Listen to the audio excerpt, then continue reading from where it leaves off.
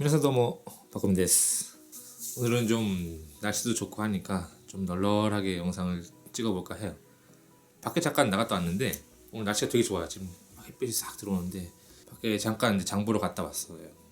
근데 아직 발가락이 다 낫지가 않아가지고 제가 며칠 전에 후시미 날이 갔다 온 영상을 올리긴 했는데 그거는 촬영한 게 2월 말이에요. 2월 말 3월에 올리긴 했지만은 실제로 촬영을 한 건 2월 말이기 때문에 발가락 다치기 전이에요 영상이거든요. 댓글 중에서도 이제 발가락 다 나신 것 같네요 이렇게 쓰신 분이 계셨는데 아직 다 낫지 않았어요. 좀 발이 좀 아직도 좀 욱신욱신 쓰시는데 잠깐 장 보러 갔다가 왔다가 밖에서 영상 찍지 않고 그냥 좀 편하게 그냥 산책 하고서 좀 돌아온 상태입니다. 무슨 얘기를 할까? 맞아. 우선 이야기하기 전에 요즘 이렇게 먹는 영상을 되게 많이 찍고 있는데 오늘도 솔직히 과자를 소개하려고 했었어요. 이거 시작. 이것이 301편이었나? 제가 일본 간다고 300편에서 얘기를 하고 301편에서 이 호텔에서 아마 이걸 소개한 것 같아요. 이 치자라는 맥주 안주로 좋은 술 안주로 좋은 과자를 소개했었는데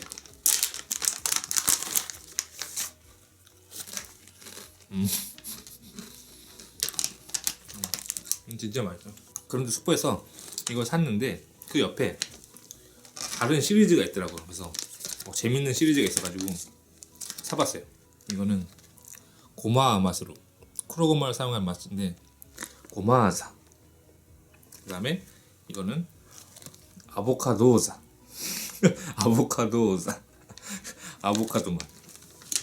되게 신기해가지고 지금까지 치즈맛만 먹어보다가 치즈 여러 가지 치즈 맛이 있는데 그것만 먹다가 오늘 이제 고마 맛이랑 잠깐만 먼저 고마 맛부터 먹고 이게 좋은 게 이 부분에 한번 열어도 나중에 다시 닫아서 먹을 수 있게 이렇게 닫을 수가 있거든요 여기가. 그래가지고 먹고서는 이제 공기 안 들어가도록 닫아놓고서 다시 먹는데 고마 이것도 맛있더라고요.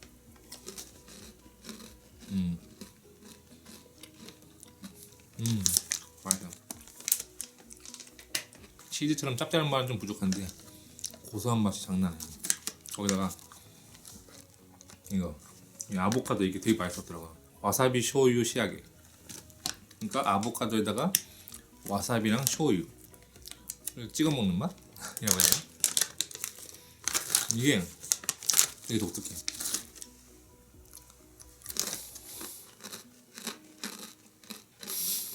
되게 독특해. 뭐라 그럴까? 아보카도 맛보다는 그 와사비 쇼유 있잖아요. 예를 들어서 회 같은 거 일본에서 회 같은 거 먹거나 아니면 초밥을 먹을 때 쇼유에다가 이제 와사비를 좀 넣어가지고 섞잖아요. 그거를 찍어 먹는 듯한 맛이에요. 와사비랑 쇼유.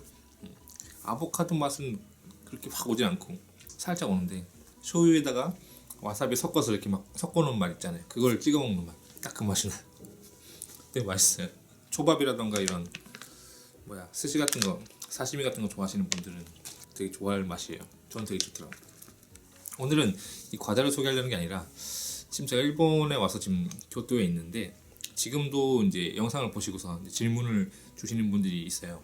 그것에 대해서 지금 답변을 드리고 있고 예를 들어서 일본 유학, 일본 취업, 일본어 공부 이런 질문을 주시는 분이 계시는데 그런 분들의 이제 질문을 읽다 보니까 실제로 그런 질문에 대해서 답변하는 영상도 굉장히 많이 있고 거의 대부분의 분들은 질문을 주실 때 벌써 지금 제가 답변을 드렸던 질문이 많더라고요.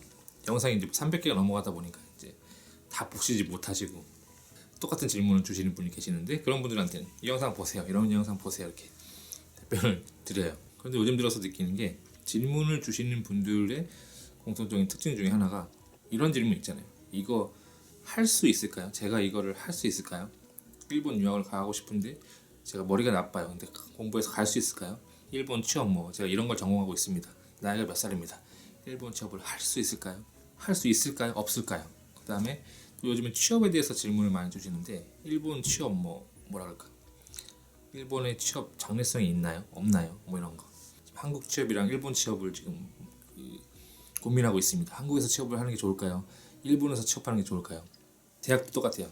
한국에서 대학을 갈까요? 아니면은 옛날부터 가고 싶었던 일본 대학을 준비하기 위해서 지금부터 일본어 공부해서 일본 대학을 갈까요?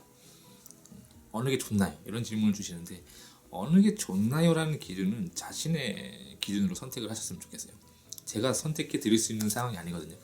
그런 질문을 주시는 분들한테 제가 드리고 싶은 말은 그것이 좋나요 안 좋나요가 아니라 그것을 하고 싶나요? 아니면 하고 싶지 않나요? 본인이 그것을 장래가 있으니까 미래가 더 밝으니까 선택을 하시는 건지 아니면 하고 싶어서 선택을 하는 건지 그 부분에 대해서 질문을 드리고 싶어요. 예를 들어서 일본 취업을 생각하시는 분이 일본에 뭐 취업해서 그 뭐라 그럴까 뭐 봉급이 많이 올라가나요? 장래가 좋나요? 뭐 장래성이 있나요? 이런 부분을 물어보시는데 그거는 제가 어떻게 답변을 드리기 애매한 부분이잖아요. 예를 들어서 가고자 하는 그 분야가 장래가 밝을지 안 밝을지는 제가 어떻게 판단할 수 있는 부분이 아니기 때문에 제가 반대로 질문을 항상 드려요. 그걸 하고 싶나요? 정말로 하고 싶으신가요? 이 질문을 드려요. 미래가 밝거나 안 밝거나를 떠나서 자신이 진짜 하고 싶은지 아닌지 그게 더 중요하다고 보기 때문에 제가 그런 식으로 질문을 드리면은 그 뒤로는 연락이 없으신 분들이 많더라고요. 그리고 다음으로 이것이 할 수 있을까요? 할 수 없을까요? 이런 질문을 주시는 분이 굉장히 많아요. 지금부터 준비해서 일본 대학 갈 수 있나요? 아니면 뭐 일본어 공부해서 일본 취업을 할 수 있을까요? 이런 식으로 할 수 있나요? 없나요? 라는 질문을 주시는데 그거에 대해서도 할 수 있느냐 없느냐는 본인의 노력에 따라서 달라지는 거거든요. 예를 들어서 뭐 공부를 되게 못해요. 그렇다고 뭐 대학을 못 들어가는 건 아니잖아요. 뭐 고등학교 3학년 때 진짜 1년 동안 엄청나게 빡세게 아침부터 저녁까지 막 잠도 안 자고 막 졸릴 때 허벅지를 막 볼펜으로 찌르면서 공부해가지고 진짜 성적 안 좋았던 사람들이 1년 만에 막 좋은 대학 들어가는 경우도 있기 때문에 제가 그걸 뭐 할 수 없습니다. 지금 상황으로는 절대 불가능해요. 이렇게 말을 드리고 싶진 않아요. 그런데 할 수 있나요? 할 수 없나요? 이렇게 질문을 주시는 분에 대해서는 좀 엄격하게 답을 드려요. 제가 그거는 본인에게 달려 있습니다. 정말 열심히 하실 건지 안 하실 건지 각오를 하시지 않으면은 절대로 할 수 없을 겁니다라는 식으로 굉장히 좀 뭐랄까 기비시하게 답변을 드려요. 기비시하게 엄격하게 답변을 드려요. 그러면 그 다음으로 연락이 없는 분 되게 많으시더라고요. 한국에 요즘 취업이 너무 어려우니까 일본으로 취업을 하고 싶은데 뭐 어떻게 하면 쉽게 뭐 취업을 할 수 있나요? 뭐 이런 식으로 굉장히 뭐 쉽게 갈 수 있는 방법을 이렇게 물어보시는 분이 많더라고요. 근데 일본 취업이든 한국 취업이든 노력하는 건 똑같아요. 한국의 취업문이 뭐 좁다, 만약에 일본의 취업문이 넓다라고 만약에 가정을 한다고 하더라도 그렇다고 뭐 쉽게 취업을 할 수 있는 건 아니잖아요. 일본에 취업을 할 생각이라면 역시 일본어도 할 줄 알아야 되고 그러기 때문에 굉장히 뭐 뭐랄까 한국은 취업이 어려우니까 일본으로 이렇게 뭐랄까 회피성으로 이렇게 생각하시는 분들은 정말로 하실 마음 있냐고 이렇게 좀 엄격하게 질문을 드리면은 답변을 못 하시는 분이 많더라고요. 이번 영상은 가능하면 제가 그렇게 편집 안 하고 이렇게 쓱 이렇게 찍을 거기 때문에 아마 영상이 좀 길어질지도 모르는데 뭐 일본 유학을 제가 할 수 있을까요? 없을까요? 뭐 합격할 수 있을까요? 못할까요? 아니면 일본 취업을 제가 지금부터 도전해서 할 수 있을까요? 없을까요? 이런 질문을 주시는 분들에 대해서 좀 드리고 싶은 이야기, 한번 들려드리고 싶은 이야기가 두 가지가 있어요. 아마 굉장히 유명한 이야기이기 때문에 아시는 분도 많을 거고 이 얘기 들어본 적 있어요? 뭐 어디서 읽어본 적 있어요? 뭐 페이스북에서 본 적 있어요? 이러시는 분들 굉장히 많을 거예요. 그런데 그런 분들을 위해서 두 가지 이야기를 드릴게요. 우선 첫 번째 이야기는 그 서커스단의 코끼리를 길들이는 그런 이야기인데 페이스북에서 제가 봤어요. 그래서 제가 그때 내용이 굉장히 인상이 깊어서 그냥 내용을 다 사진을 찍어놨어요. 페이스북에서 이렇게 돌아다녔던 이야기이기 때문에 아마 보신 분도 많지 않을까 싶습니다. 그냥 또 제가 얘기하다 보면 뭐 설명을 잘 못할 수도 있으니까 그냥 글 그대로 읽어드릴게요. 서커스단에서 코끼리를 길들이기 위해 쓰는 방법은 생각보다 간단하다. 어렸을 적부터 아기 코끼리의 뒷다리를 말뚝에 묶어놓는 것이다.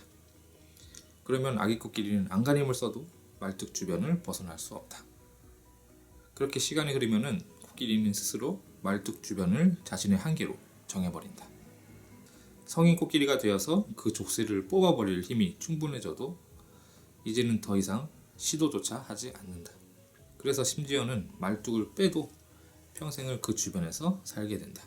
코끼리가 바보 같은가? 자, 그럼 이렇게 생각해보자. 코끼리는 자기 자신, 말뚝은 자신에게 주어진 상황. 코끼리는 말뚝에 묶여 스스로의 한계를 규정짓고 힘이 생겨도 평생 벗어나지 못한다. 코끼리는 말뚝에 묶여 스스로의 한계를 규정짓고 힘이 생겨도 평생 벗어나지 못한다. 이것은 다르게 말하면은 나 자신은 주어진 상황에 묶여 스스로의 한계를 규정짓고 능력이 생겨도 평생 벗어나지 못한다. 당신이 무언가를 하려고 마음먹거나 무언가를 꿈꿀 때는 언제나 안 되는 이유부터 떠올린다.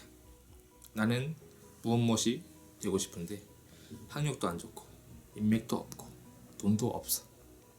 사실 그런 꿈들을 이루기에 처음부터 딱 맞아떨어지는 사람은 없다. 처음에는 누구나 아기 코끼리처럼 실패도 하고 안 되는 이유도 많다. 하지만 거기에 익숙해져 실제로 하면 되는데도 못하는 일이라고 생각하게 되는 것이다. 스스로 자신의 한계를 정하지 말아라. 팔다리가 없는 채로 태어나 수많은 사람들에게 감명을 주는 연설가가 된 닉 부이치치는 이렇게 말했다. 최고의 장애는 당신 안에 있는 두려움이다. 이 이야기를 듣고 어떠신가요? 코끼리를 키울 때 그 서커스에서 이제 재롱 부리는 코끼리 있잖아요. 그거를 조련시킬 때 발을 묶어 놓는다는 거예요. 말뚝에 박아서. 그러면은 어릴 때니까 힘이 없으니까 빼지 못하잖아요. 그 주변을 벗어나지 못하는 거예요. 그런데 나중에 이제 몸이 커져서 자신이 성장을 해서 실제로는 그걸 벗어날 수 있는데도 불구하고 옛날부터 난 안 되니까 어차피 나는 안 될 거니까 라고 생각을 하고 있기 때문에 그 상황을 벗어나지 못한다는 이야기인 거예요. 결국 중요한 건 자신의 생각, 자신이 할 수 있냐 없느냐 이걸 판단할 때 자신의 주변 환경을 이렇게 뭐 탓하고 이러시는 분이 굉장히 많으실 거예요. 저도 일본 처음 갔을 때 일본을 갈 수 있는 상황이 아니었거든요. 그러니까 뭐라 그럴까, 돈도 없고 그렇다고 뭐 일본에 인맥이 있는 것도 아니고 부모님이 뭐 지원을 해줄 수 있는 상황도 아니었고, 그런데 가고 싶다라는 마음만 계속 가지고 있고 방법을 찾다가 어떻게 신문 장학생이라는 아마 그것에 관련된 영상도 있지만은 굉장히 흔하지 않은, 좀 쉽지 않은 방법을 선택해서 가게 됐어요. 왜냐면 가고 싶었으니까. 가끔 이제 일본 유학을 왜 가셨나요? 어떤 마음으로 가셨나요? 무슨 뭐 어떤 계기는 무엇인가 이렇게 질문하시는 분이 계시는데, 특별히 뭐 큰 뭔가를 하기 위해서 나는 커서 뭐 이걸 할 거야, 뭐 일본을 가르칠 거야, 뭐 유튜브 영상 찍을 거야 이런 거 생각했던 건 아니에요. 그냥 단순하게 가고 싶었으니까 간 것이 솔직한 답변이라고 할 수 있어요. 일본에 살았을 때도 박사는 왜 일본에 유학을 왔나요? 이런 질문을 많이 받았었는데 그냥 오고 싶어서. 반대로 이제 한국 분들은 이제 일본에 왜 처음에 유학을 가셨나요? 어떤 계기가 있었나요? 이렇게 물어보시는 분들이 있다면은 그냥 가고 싶었으니까. 이게 그냥 솔직한 답변이에요. 뭔가 큰 것이 있는 게 아니라. 그리고 또 하나 들려드리고 싶은 이야기가, 어떻게 보면은 방금 전에 이야기한 코끼리 이야기랑 굉장히 비슷할 수도 있는데, 결국은 무엇을 하느냐 뭐 안 하느냐, 뭐 할 수 있느냐 못 하느냐, 이거는 결국은 자신의 그 마음가짐에 달린 것 같더라고요. 뭐 이런 얘기를 해도 저도 젊었을 땐 그랬어요. 뭐 마음가짐이 달렸습니다. 뭐 마음가짐이 중요합니다. 뭐 할 수 있다는 그런 뭐 신념이 중요합니다. 뭐 자신을 믿는 게 중요합니다. 이런 얘기 들어도 그냥 저도 듣고서 한 귀로 흘려버렸었는데, 지금 이제 보면은 그런 게 역시 진실이구나. 그게 뭐라 그럴까, 진짜 진정된 그런 것이 정말 흔들릴 수 없는 진실이라는 사실을 알게 되더라고요. 마음가짐이 중요하다는 거. 예를 들어서 여러분들이 무언가를 할 수 있다, 못한다라는 걸 판단하는 것은 정말 지금 코끼리 이야기에서도 있지만은 자신에게는 실제로 할 수 있는데도 불구하고 할 수 없다고 생각하기 때문에 못하게 되는 경우가 많아요. 그러니까 어떤 얘기냐면은, 또 다른 얘기를 하나 해드리면은, 이것도 굉장히 유명한 이야기니까 아마 아시는 분이 있을지 몰라요. 예를 들어서 여러분들이 운동장 큰 그라운드 한가운데 서 있어요.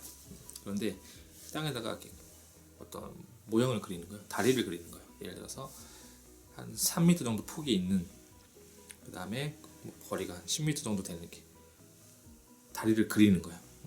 3m, 그 다음에 뭐 거리는 한 10m 정도 되는 다리를 딱 그려요. 거기서 거기를 이제 이쪽에서 저쪽까지 건너가 보는 거예요. 폭이 3m 정도 되면 굉장히 넓은 거거든요. 그 다음에 거리가 한 10m 정도밖에 안 돼요. 자, 여기서부터 출발해서 저까지 가보세요 라고 했을 때 거의 대부분의 사람들이 아무렇지 않게 그냥 이거 뭔가 하면서 그냥 갈 거예요. 누구나 할 수 있는 아마 일일 겁니다. 왜냐면은 쉬우니까. 3m 정도 되는 폭의 길을 그냥 앞으로 10m만 가면 되는 일이에요. 어렵지 않을 겁니다. 아마 누구나 할 수 있지 않을까 싶어요. 아무리 뭐 비가 오거나 눈이 오거나 바람이 세게 불어도 뭐 특별히 어렵게 생각하지 않을 거라고 생각합니다. 하지만 이것이 이 10m의 그 다리가 한 100m 정도 높이에 되는 건물과 건물 사이에 놓여진 다리라고 생각해 보세요. 100m 높이에 건물 두 개가 있어요. 이 두 건물 사이에 3m 정도 폭에 그 다음에 길이가 한 10m 정도 되는 다리가 이렇게 놓여져 있어요. 이렇게 건물이 있으면 여기 다리가 이렇게 놓여져 있어요. 그걸 건너간다고 생각해 보세요. 그러면은 아마 대부분의 분들이 건너지를 못할 겁니다. 왜 못하느냐? 아까랑 상황은 똑같아요. 3m의 폭의 다리, 길이가 10m 되는 다리를 그냥 건너는 거예요. 그냥 맨 땅에 있으면 쉽게 건널 수 있어요. 그냥 운동장 한가운데서 그 다리를 그렸을 때는 쉽게 건널 수 있는 거였어요. 그런데 높은 건물에 그걸 놓아놨을 때 그 다리를 건널 수 있는 사람은 그렇게 많지 않을 겁니다. 자, 왜냐? 실제로 그 다리를 건너는 거에 필요한 스킬, 뭐 운동 스킬 이런 부분은 똑같아요. 신체적인 능력은. 하지만은 떨어졌을 때 떨어지면 죽겠지. 100m 높이 떨어지면 죽겠지. 떨어지면 어떡하지? 라고 걱정하는 마음. 그 마음이 자신의 도전에 브레이크를 거는 거죠. 상황은 똑같아요. 완전히 똑같아요. 3m 정도 넓은 폭의 다리를 10m 정도 건너는 것 그뿐이에요. 하지만은 높이가 높은 건물에서 그걸 하려고 하면은 떨어지면 죽을 텐데, 실패하면 죽을 텐데 라는 부분이 리스크가 생각나기 때문에 건너지 못하게 되는 거죠. 다시 한번 말하지만은 상황은 똑같아요. 하지만은 그 마음가짐, 자신이 할 수 있다고 생각하니까 할 수 있어요. 운동장에서는. 하지만은 높은 건물이 있을 때는 떨어지면 죽을 텐데 무서워. 내가 할 수 있을까? 정말 할 수 있을까? 실패부터 생각하기 때문에 못하게 되는 거예요. 조건은 똑같은데도 불구하고 말이죠. 여러분들이 뭔가 도전을 하실 때 실제로는 방금 전에 얘기했던 코끼리 이야기처럼 실제로는 지금이 도전할 수 있는 스킬이 있는데도 불구하고도 안 하게 된다던가, 아니면 다리 이야기처럼 실제로 여러분들이 건널 수 있는 스킬이 충분히 있는데도 불구하고 실패하면 어떡하지? 떨어져 죽으면 어떡하지? 라는 실패부터 생각을 하기 때문에 도전 자체를 안 하게 되는 그런 경우가 있지 않나 싶습니다. 많은 분들이 저한테 뭐 일본 유학에 대해서 혹은 뭐 일본 취업에 대해서 질문을 주세요. 뭐 개개인에 따라서 상황은 다 다르기 때문에 답변이 다 달라질 수도 있겠지만은 결국은 할 수 있느냐 할 수 없느냐라는 질문에서는 제가 드리는 답은 똑같아요. 여러분들이 어떤 마음가짐으로 도전을 하느냐, 할 수 있다고 믿고 도전을 하느냐, 아니면 하겠다고 생각하고 도전을 하느냐, 아니면 처음부터 안 되면 어떡하지? 실패하면 어떡하지? 뭐 시험에 떨어지면 어떡하지? 이런 식으로 생각하면은 도전 자체를 안 하게 되는 경우가 많겠죠. 그 다음에 뭐 예를 들어서 성공률이 10%라고 했을 때 그 10%를 성공률이 10% 굉장히 어렵지만 그래도 나는 하고 싶어. 그러니까 하겠어. 도전하겠어. 이런 사람이 있을 거고, 성공률이 10%밖에 안 돼. 10명이 도전해서 1명밖에 성공을 못해. 그럼 나는 안 될 거야. 그러니까 포기하자. 라고 할 것인지. 그것은 여러분들한테 달린 거예요. 여러분들이 저한테 뭐 능력점 1급에 합격할 수 있나요? 라고 질문을 했을 때, 뭐 1년 안에 합격할 수 있나요? 라고 질문을 했을 때, 그거는 본인에게 달린 거예요. 10명이 도전한다면 만약에 1명이 성공할 수 있는 그런 조건이라고 쳤을 때, 그걸 여러분들이 난 할 수 있어, 할 거야, 하고 싶어 라고 도전을 할 것인지, 10명 중에 1명밖에 성공 못해? 그러면 아마 안 되겠지, 나한테 불가능이야, 안 해 라고 할 건지, 그건 여러분들한테 달린 거라는 말씀드리고 싶네요. 이번 영상은 굉장히 좀 모르겠어요. 편집해보면 얼마나 될지 모르겠지만 아마 가능하면 그렇게 많이 편집하고 싶지 않은데 아마 그냥 긴 영상이 될지도 모르겠어요. 그런데 어찌됐든 이번 이야기를 듣고 뭐 할 수 있느냐 할 수 없느냐, 될까요 안 될까요, 이런 질문을 주시는 분들에게 들려드리고 싶은 이야기였습니다. 결국 중요한 것은 본인의 마음가짐이라는 거. 할 수 있느냐 없느냐, 이것은 본인이 할 수 있다면 할 수 있을 것이고, 할 수 없다라고 생각한다면 아마 실패를 하거나 도전 자체를 안 하게 되겠죠. 그렇기 때문에 결국은 여러분 자신한테 달려있다는 거 잊지 마시고요. 긴 영상 끝까지 봐주셔서 감사합니다. それでは次回お会いしましょう。